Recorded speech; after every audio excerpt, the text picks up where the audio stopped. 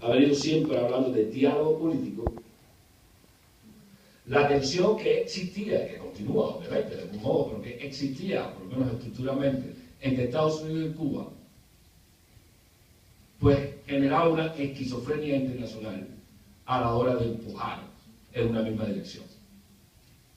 Ahora hay un acompañamiento, todo el mundo habla de diálogo. Lo que nos falta es globalizar la cuestión del cambio democrático y de los derechos humanos en Cuba, porque todavía se maneja, por lo menos retóricamente, como una discusión, un conflicto Cuba-Estados Unidos. Y eso no ayuda. Es decir, hace falta globalizar el asunto. Tratar de incluir actores europeos, latinoamericanos, y por supuesto los Estados Unidos, en un proceso de cambio. Tercero, falta normalizar a la sociedad civil cubana y normalizar las diferencias. Todavía el mundo nos ve como algo excepcional. Gente que viene llegando y que tiene una experiencia exótica que contar, pero no nos ve como parte de un proceso global. Lo que necesitamos es insertarnos en un proceso global, en el que Cuba sea un país normal, e igual al resto de los países del mundo con sus problemas específicos. Esa normalización va a ayudar mucho más al proceso que la visión de la transición cubana como algo excepcional. Y yo creo que se debería trabajar justamente en esa dirección. Mi último punto es, en el análisis, que la transición en Cuba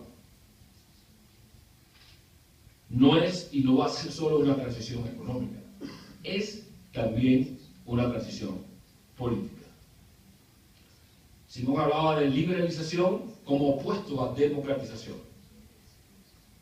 En Cuba, la liberalización también es democratización, porque el régimen no tenía solo la variable económica como parte de un modelo distinto de sociedad, sino tenía la variable económica como una herramienta de control social. Y esto es una especificidad de Cuba. Si la economía no es solo cuestión política, no es solo cuestión de modelo, sino una cuestión de control social. Por eso Cuba, en la medida en que se abra económicamente, eso va a tener un impacto inmediato en el proceso político. No será como China o como Vietnam. Porque al final, la transición en Cuba, para bien o para mal, coincide con el fin biológico de lo que hicieron la revolución. Y entonces, el proceso de apertura económica es también un proceso de institucionalidad política para tratar de garantizar esa sucesión. Y ahí es donde todos los cubanos que queremos la democracia podemos colarnos. Muchas gracias.